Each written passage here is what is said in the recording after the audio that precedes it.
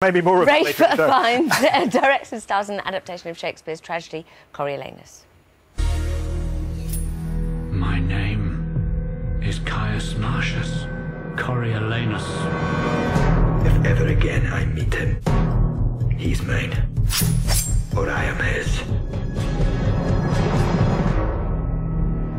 I felt that it had such epic scale in it as a play, as a story, and it had such high-definition characters, and there were such strong sort of themes or questions in it, that I feel those are things that work well on film. Away! And Coriolanus himself is confrontational and deliberately hard to empathise with until you understand he's trying to hold to a sort of integrity. Shakespeare wants us to have a complicated reaction. There isn't a message. It's like, this is the world, this is our dysfunctional civic society where people are angling for position, and in the middle is a man who wants recognition and doesn't want it at the same time. What would you have, you curs, that like nor peace nor war? The one affrights you, the other makes you proud. He that trusts to you, where he should find you lions, finds you hares, where foxes, geese. I've been amazed how easy it has been to slip into that language and have it work in the context of where we are. There's nobody quite like Fiennes amongst his ranks, and it's kind of a lonely existence, and if there's one person that would match up to him, and in fact more than match him, it would be Coriolanus. I'll fight with none but thee, for I do hate thee. We hate alike. I think Coriolanus isn't a baddie. I think he's a soldier, and he has a very rigid set of values. But where it leads to is that he's finally broken by the person who's made him what he is, which is his mother. Nay, my good soldier, up. Ah, my gentle Marcius, worthy Caius, and by deed achieving honour newly named. What is it? Coriolanus must I call thee. I found it difficult to think of a woman glorying in her son's battle wounds.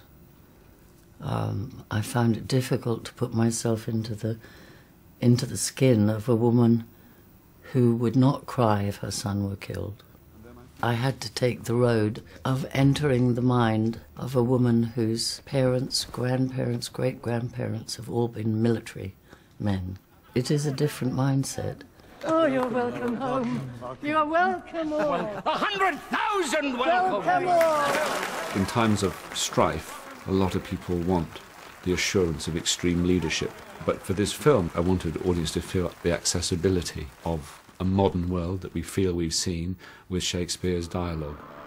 Coriolanus has grown from man to dragon. Make you a sword of me! All right, I know it's early on in the year. Second show back. Yeah, I know. Let us not go mention that again. Yeah, this is my film of the year. Okay, just want to say that out loud. I thought it was brilliant. I thought I'd had a body blow. It's powerful, it's compact. John Logan, who adapts it, has done such a magnificent job. He's written fantastic things like Gladiator, etc. Coriolanus, I love it anyway, but it's sort of unwieldy, even though, let me just tell you that T.S. Eliot said it was better than Hamlet. I feel like I should say that. Did he really? My flu is getting worse. I'm just going to carry on speaking keep it together until I keel over.